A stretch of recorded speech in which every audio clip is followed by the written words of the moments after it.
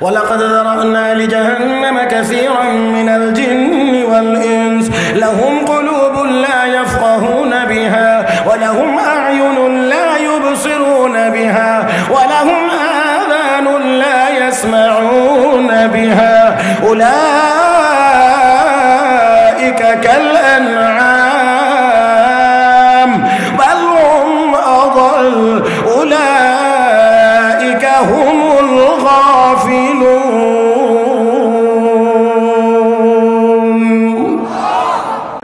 একদম আমার দিক তাকাইবেন আমি কিন্তু দেখব ঘুরে ঘুরে আপনারা আমার দিক তাকাইছেন কিনা মুহতারাম হাজরিন এবার আমার দিকে তাকানোর বলার উদ্দেশ্য হলো মনোযোগটা ঠিক করে নেওয়া মনোযোগ যদি ঠিক হয় তাহলে যে কোনো ব্যক্তির জবান থেকে কোরআন হাদিসের কথা শুনলেই উপকৃত হওয়া যাবে মনোযোগ যদি ঠিক না থাকে বাংলাদেশের না একেবারে মক্কা শরীফের ইমাম সাহেব দিয়ে ওয়াজ করাইলেও কোনো লাভ হবে না এবার আমার দিকে একটু তাকাইবেন নাম্বার 3 মাঝে মাঝে আমার সাথে একটু একটু যদি কথা বলার দরকার হয় বলতে পারবেন তো ইনশাআল্লাহ এই আওয়াজে হবে না আরেকটু ভালো আওয়াজ লাগবে পারবেন সওয়াবের দরকার তো সবারই আছে কথা কয় না সওয়াবের দরকার নাই সওয়াবের দরকার নাই বর্তমান দুনিয়াতে আমাদের মুসলমানদের সব আছে শুধু সওয়াব নাই ঠিক বলতে মনে একটু কষ্ট হইতেছে আমি আবারও বলছি আমাদের সব আছে শুধু সওয়াব নাই যার কারণে 200 কোটি মুসলমান থাকার পরেও আমরা পৃথিবীতে বিশ্ব মঞ্চে দাঁড়িয়ে ন্যায্য কথা বলার সাহস করতে পারি না আমার ভাইয়েরা আমাদের সেই সওয়াব না থাকার কারণে 16 কোটি 18 কোটি মুসলমানের দেশে গোটা কয়েকটি কুলাঙ্গার বসে বসে ইসলাম আর মুসলমান আর দেশ বিরোধী চক্রান্ত করতে আসে মনে রাখতে হবে দুনিয়া হোক আর আখিরাত হোক যে লাইনেই যান আল্লাহর পক্ষ থেকে যত সাহায্য যত সহযোগিতা যত পুরস্কার যত নিয়ামতের ঘোষণা দেওয়া হয়েছে সব নিয়ামতের সাথে আল্লাহ ঈমানের সাথে নেক আমলের শর্ত জুড়ে দিয়েছেন বিনা শর্তে আল্লাহ দিবেন না আমি 2 জায়গা থেকে 2টি আয়াত মাত্র তেলাওয়াত করে আপনাদেরকে শোনাই রব্বে করিম বলেন وبشر الذين آمنوا وعملوا الصالحات أن لهم جنات تجري من تحتها الأنهار كلما رزقوا منها من ثمرة رزقا قالوا هذا الذي رزقنا من قبل وأتوا به متشابها ولهم فيها أزواج مطهرة وهم فيها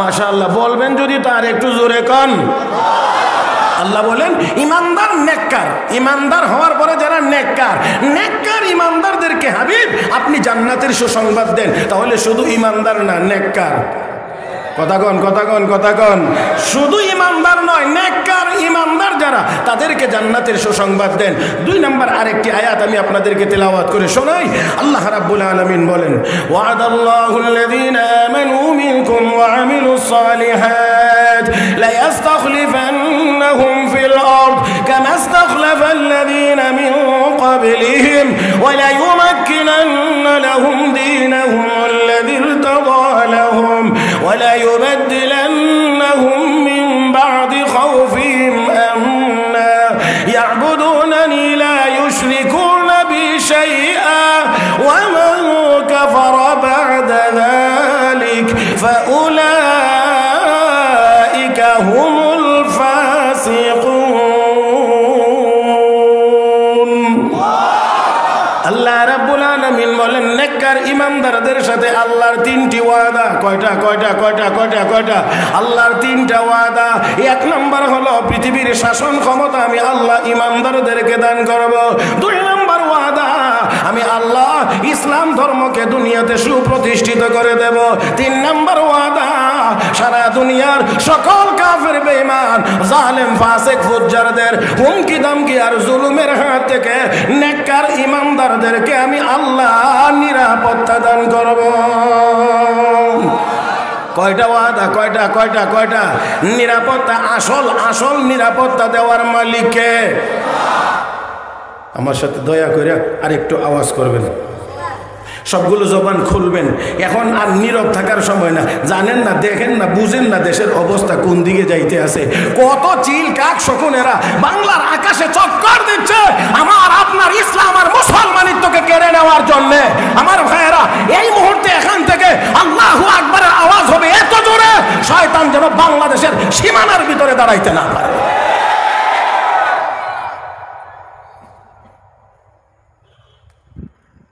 নিরাপত্তা দেওয়ার মালিক আল্লাহ। যদি নিরাপত্তা দেন তাহলে এই নিরাপত্তা বলয় নষ্ট করার, ধ্বংস করার ক্ষমতা কাহারও নাই। আল্লাহ যদি নিরাপত্তা না দেয় 60 লাখ দিয়েও বর্ডার পার হওয়া যায় না, কলা পাতার বিছানায় ঘুম পাতায়া দেয়। জি জি, আমাকে ওভারটেক করবেন না দয়া করে প্লিজ, এটা হবে না। বলবো আমি ঠিক বেঠিক আপনাদের। আল্লাহ আমাদেরকে বুঝার তৌফিক দান করুন। আর একটু মহব্বতে। নিরাপত্তা দেওয়ার মালিক কে?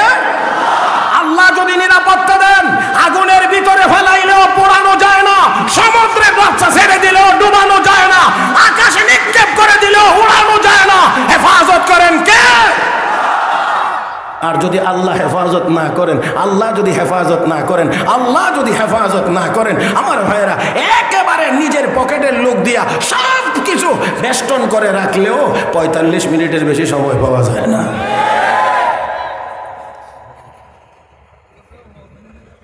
মুহতারাম হাজরিন, আসুন, নিরাপত্তা আল্লাহ যদি কাউকে ধ্বংস করে দিতে চান, বাঁচানোর ক্ষমতা কাহারও। له معقبات من بين يديه ومن خلفه يحفظونه من أمر الله إن الله لا يغير ما بقوم حتى يغيروا ما بأنفسهم وإذا أراد الله بقوم سوءا فلا مرد له وما لهم من دونه من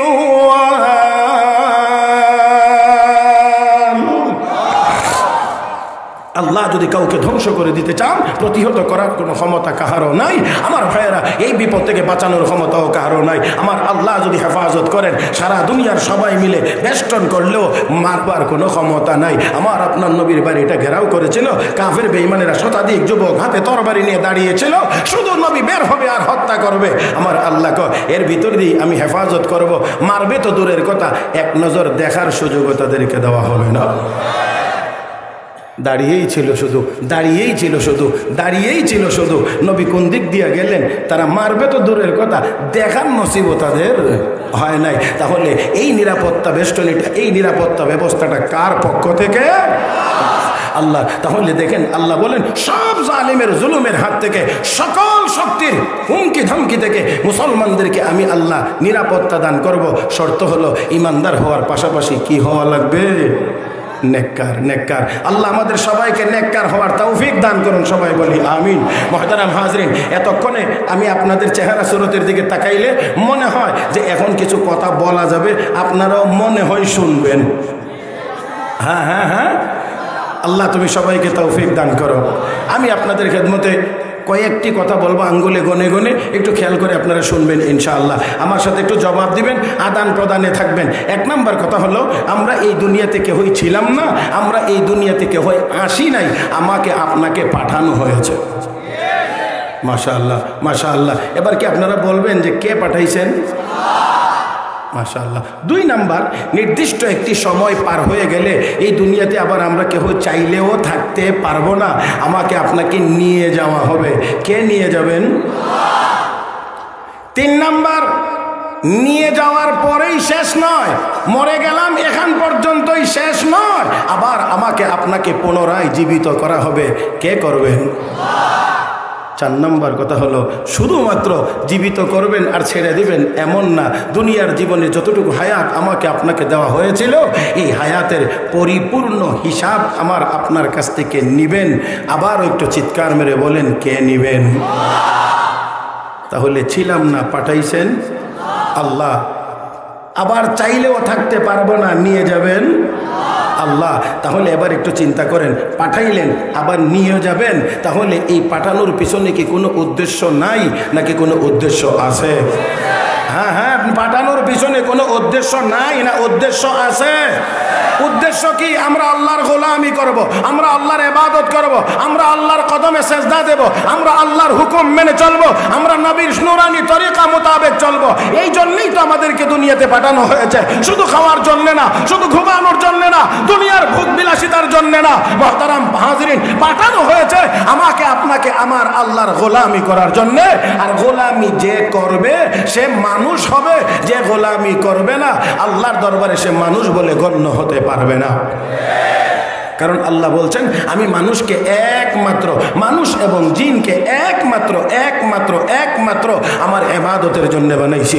ওয়া মা খালাকাতুল জিন্না ওয়াল ইনসা ইল্লা লিয়াবুদুন। আল্লাহ রাব্বুল আলামিন বলেন মানুষ এবং জিন দুই দলকে একমাত্র আমার গোলামির জন্য বানাইছি। এ মুসলমান, অতএব যেই মানুষটি দুনিয়াতে আসার পরে আল্লাহর গোলামি করবে এটাই আল্লাহর তালিকায় মানুষ বলে গণ্য হবে। আর যদি কোনো মানুষ হাজারো শিক্ষিত হওয়ার পরেও, হাজারো ধনী হওয়ার পরেও, হাজারো শিল্পপতি হওয়ার পরেও, হাজারো বড় চেয়ার আর গদির মালিক হওয়ার পরেও যদি আমার আল্লাহর গোলামি করে না, আল্লাহর দরবারে সে মানুষ বলে গণ্য হতে পারে না। ও মুসলমান, তাহলে ছিলাম না, পাঠাইছেন কে? আমাদের ইচ্ছায় আসি নাই, আমরা আমাদের দরখাস্ত দিয়ে আমরা দুনিয়াতে আসি নাই। বানানেওয়ালা বানাইছেন, পাঠানেওয়ালা পাঠাইছেন আল্লাহ। আমার একটি সময়, আবার একটি সময় দুনিয়াতে থাকার পরে আমার আল্লাহ যখন চাইবেন নিয়ে যাবে। একটু আওয়াজ করে আপনারা জবাব দিবেন, কখন নিয়ে যাবেন আমাদেরকে?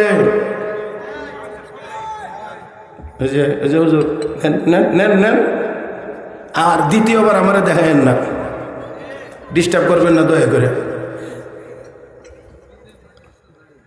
ও মুসলমান, আমি আবারও বলছি কখন আমাকে আপনাকে নিয়ে যাবে? হ্যাঁ বলেন না, বাকিরা মনে জানেন? কয়েকজনে বলছেন জানি না, বাকিরা জানেন। কয় না আমরা কেউ জানি না কখন নিয়ে যাবে, জানি না কখন নিয়ে যাবে, একমাত্র কে জানেন? যিনি পাঠাইছেন তিনি জানেন তিনি কখন নিয়ে যাবেন। হে মুসলমান, যেহেতু যাওয়ার সময় আমাদের জানা নাই, যাওয়ার সময়টা আমাদের জানা নাই, তাহলে অবশ্যই সব সময় প্রস্তুত থাকা এটাই বুদ্ধিমানের কাজ। যেহেতু যাওয়ার সময় জানা নাই, কখন নিয়ে যাবে মালিক জানি না, আমার আপনার আল্লাহ আগে আমাকে আপনাকে জানাই দিয়েছেন। পরের বান্দা আফসোস করলে কোনো কাজ হবে না, চাইলেও কোনো লাভ হবে না, দরখাস্ত দিলেও মঞ্জুর হবে না।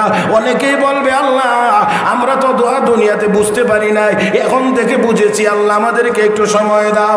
আল্লাহ রাব্বুল আলামিনের পক্ষ থেকে আর সময় দেওয়া হবে না। রব্বে কারীম এই জন্য আগে আমাদেরকে জানাই দিয়েছেন, ইয়া আইয়ুহাল্লাযীনা আমানু লা তুলহিকুম আমওয়ালুকুম ওয়ালা আওলাদুকুম আন যিকরিল্লাহ ওয়া মান ইয়াফআল যালিকা ফাউলাইকা হুমুল খাসিরুন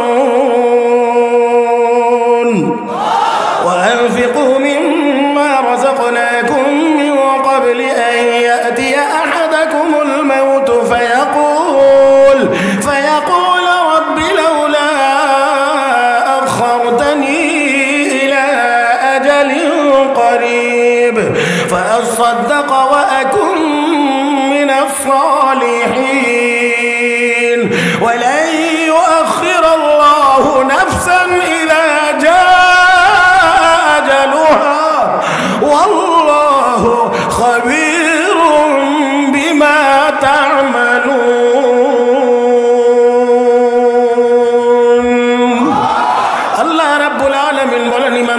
দুনিয়ার সন্তান সন্ততি সহায় সম্পদ যেন আমার ইবাদত থেকে তোমাদেরকে গাফিল করে না দেয়। যদি গাফিল করে দেয় ক্ষতিগ্রস্ত হয়ে যাইবা। মরণ আসার আগে আগে নেক আমল করো, যেন মরণ চলে আসলে এই কথা যেন বলতে না হয় মালিক আমাদেরকে একটু সময় দাও, দাও, আমরা নেক আমল করব, দান খয়রাত করব। রব্বে কারীম বলেন না না, লা ইউআখিরুল্লাহু নাফসান ইযা জাআ আজালুহা, সময় চলে আসলে আর কাউকেই বাড়ায়া দেওয়া হবে না, মৌতের ক্ষেত্রে কোনো বিলম্ব হবে না। ও মুসলমান, মরতে হবে কি হবে না? আসতে বললেন, মরতে হবে কি হবে না? ও মুসলমান, মরতেই যেহেতু হবে, মরা যেহেতু লাগবে, এখানে তো কারো কোনো দ্বিমত নাই, মরতে তো অবশ্যই হবে। তাহলে অবশ্যই অবশ্যই অবশ্যই শিয়াল কুকুরের মতো মরে কোনো লাভ নাই, আমরা সিংহের মতো মরতে চাই।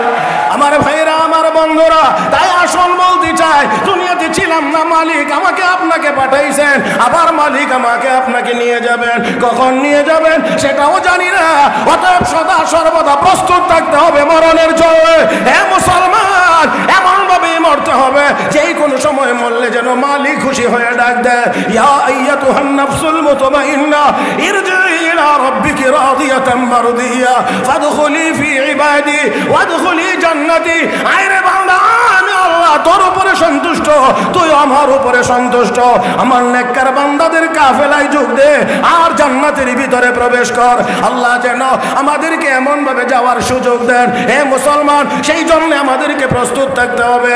আমরা নামাজ পড়বো, আমরা রোজা রাখবো, আমরা হজ করব, আমরা কোরআন তেলাওয়াত করব, ওয়াজ তাফসীর মাহফিল করব, অন্যান্য ধর্মের লোকেরাও সব করবে, আমাদের কোনো আপত্তি নাই। কিন্তু 360 আউলিয়ার দেশে বসে কোন কোলাঙ্গার ইসলামের বিরুদ্ধে একটু কলম ধরবে, এই সুযোগ বাংলার মুসলমান আর কোনোদিন কাউকে দেবে না।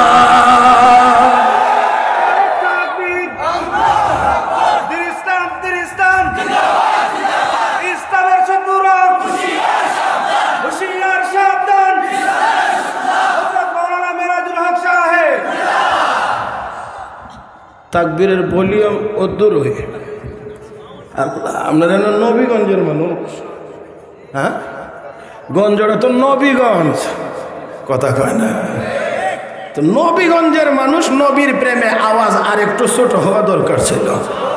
হ্যাঁ হ্যাঁ হ্যাঁ হ্যাঁ, বড় বড় বড়, আর একটু বড় আওয়াজ করতে পারবেন? আর একটু বড় আওয়াজ করতে পারবেন?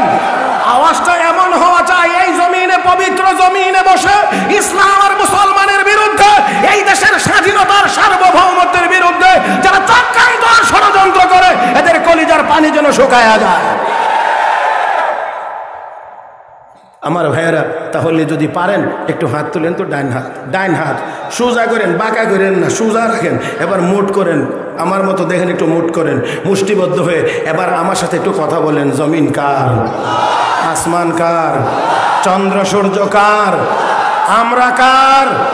তাহলে আল্লাহর জমিনে আল্লাহর নামের আওয়াজ হবে, আসতে হবে না জোরে হবে? এবার হোক।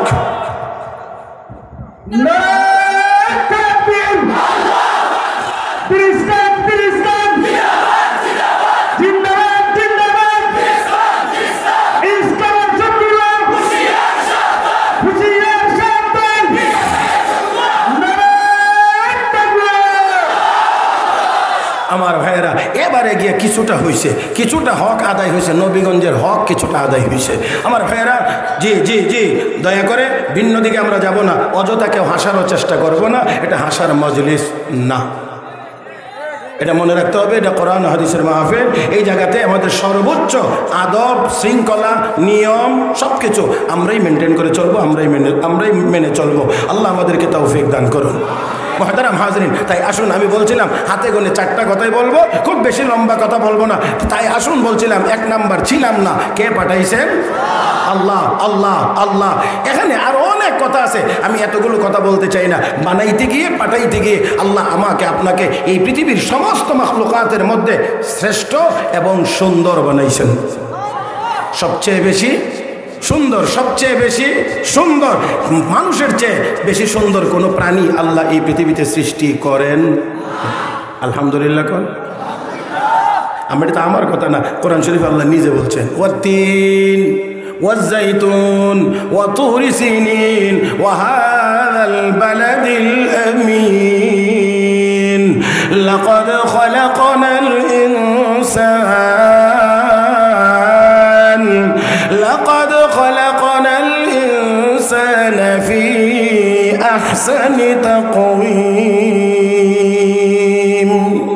আল্লাহ চারটা জিনিসের কসম করে বলেন, আমি সবচেয়ে বেশি সুন্দর করে মানুষকে বানাইছি। ও মানুষ, যে আল্লাহ এত সুন্দর করে বানাইলেন, আমাদের তো কাজ হলো সেই মালিকের কদমে সেজদায় পড়ে থাকা, সেই মালিকের কদমে সেজদায় পড়ে থাকা। আসুন, বলতে চাইছিলাম তো ছিলাম না, বানাইলেন, পাঠাইলেন, আবার নির্দিষ্ট সময় পার হয়ে গেলে সেই নির্দিষ্ট সময়টা কতদিন এটা কিন্তু আমরা জানি না, কে জানেন? মুহতারাম হাজিরিন, আমি আপনাদেরকে শুধু ছোট্ট একটা কথার প্রতি মনোযোগ আকর্ষণের জন্য অনুরোধ করছি। এক ব্যক্তি গাড়িতে উঠেছে, যাবে তার আপন বোনের ঘরের ভাগিনার বিয়ে।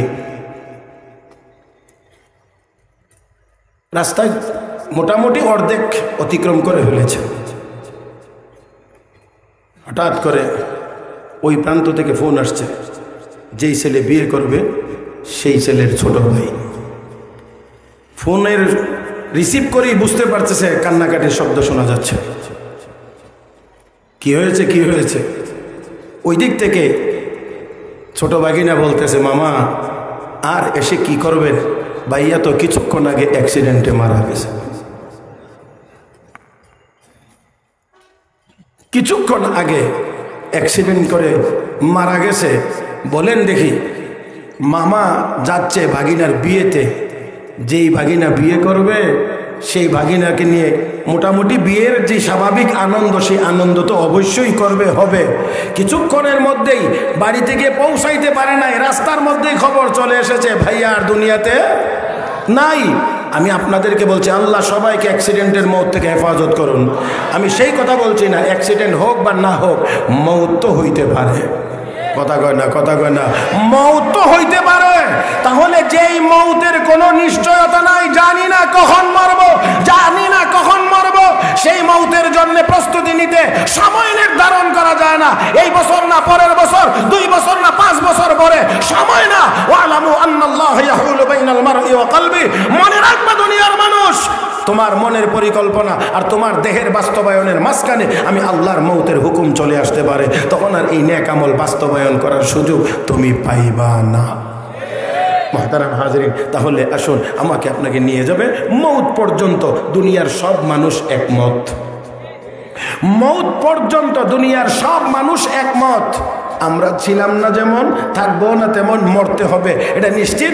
আস্তিক, নাস্তিক, কাফের, বেঈমান, মুসলমান, হিন্দু, বৌদ্ধ, খ্রিস্টান, যত ধর্মাবলম্বী আছে সবাই এই কথার মধ্যে একমত, মরতে হবে। কিন্তু ব্যবধান হলো এর পরের অংশটাতে। তারপরের অংশ, দুনিয়ার কাফের বেঈমানরা বলতে চায় দুনিয়াটা মস্ত বড়, খাও দাও ফুর্তি করো, আগামীকাল বাঁচবে কিনা বলতে পারো। এই জন্যে যা মনে চায় তা খাও, যা মনে চায় তা খাও, যা মনে চায় তা করো। এটাই যদি হয় মানুষের স্লোগান, তাহলে আমি বলবো আসলে এটা মানুষ না, এটা আস্থা একটা জানোয়ার, এছাড়া আর কিছু হতে পারে না। কারণ মানুষ মানুষ মানুষ আর গরু ছাগলের মধ্যে অবশ্যই ব্যবধান থাকবে। একটা কথা আপনারা খেয়াল করবেন, আপনারা যতটুকু পরিমাণ খান পান করেন, গরু ছাগল ততটুকু খায় পান করে না? ব্যবধান আছে। আপনি যতটুকু পানি পান করলে রাতের বেলা চলে, গরুকে এতটুকু পানি দিলে চলে। আপনি যেই পরিমাণ ভাত শাকসবজি খাইলে চলে, গরুকে এই পরিমাণ খাবার দিলে চলে না বেশি দেওয়া লাগে? তাহলে গরু খায় কেন? রাতের বেলা খাইলো কেন? বাঁচার জন্যে। গরু খাইলো কেন? বাঁচার জন্যে। বাঁচলো কেন? বাঁচলো তো সকালে উঠে আবার লেদা সেনা দিয়ে আবার 1 গামলা পানি 1 বস্তা ঘাস খাওয়া লাগে। তাহলে রাতের বেলা খাইলো বাঁচার জন্যে, বাঁচলো সকালে আরেকবার খাওয়ার জন্যে। আর আমরা মুসলমান খাইবো পান করবো বাঁচার জন্যে, বাঁচবো আল্লাহর গোলামি করার জন্যে। ব্যবধান আছে, ব্যবধান আছে। আর যদি তা না হয় তাহলে ওইটা আর এটা সমান। এটা আমি বলি না সমান না, আল্লাহ আরো নিকৃষ্ট বলেছেন। ولقد ذرأنا لجهنم كثيرا من الجن والإنس لهم قلوب لا يفقهون بها ولهم أعين لا يبصرون بها ولهم آذان لا يسمعون بها أولئك كالأنعام بل هم أضل أولئك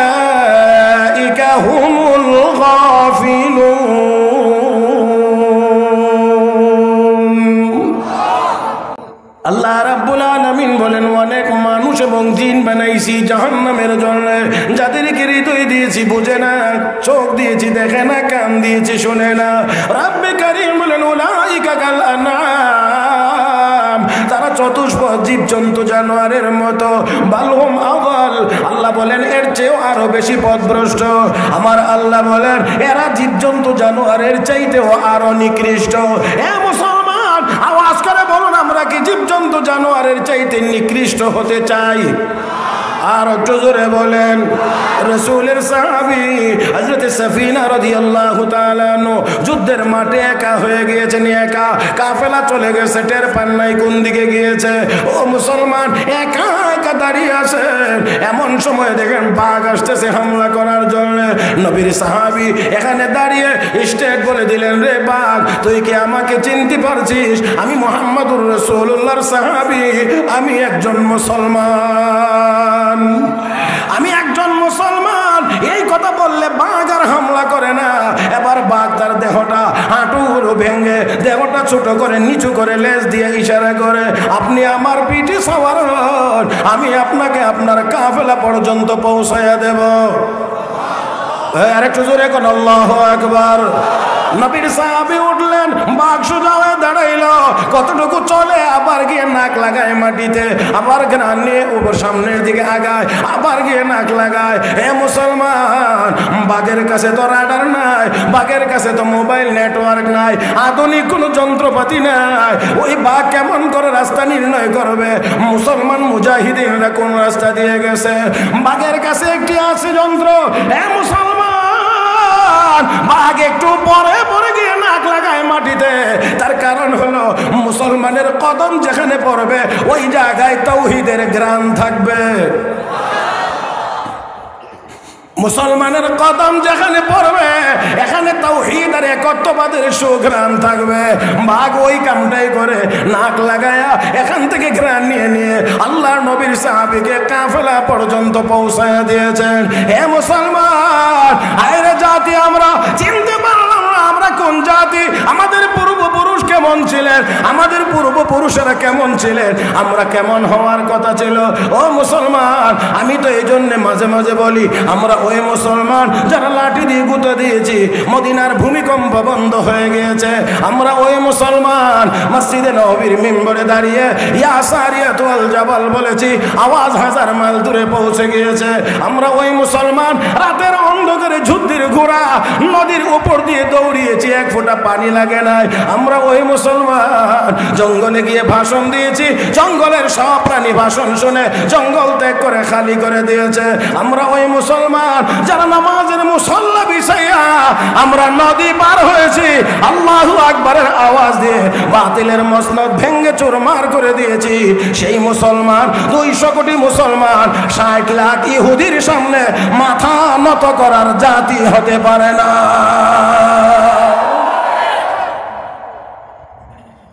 আমার ভাইয়েরা, আমার বন্ধুরা, তাহলে আসুন বলছিলাম, দুনিয়ার সব কাফের বেঈমান মনে করে মরণ পর্যন্ত,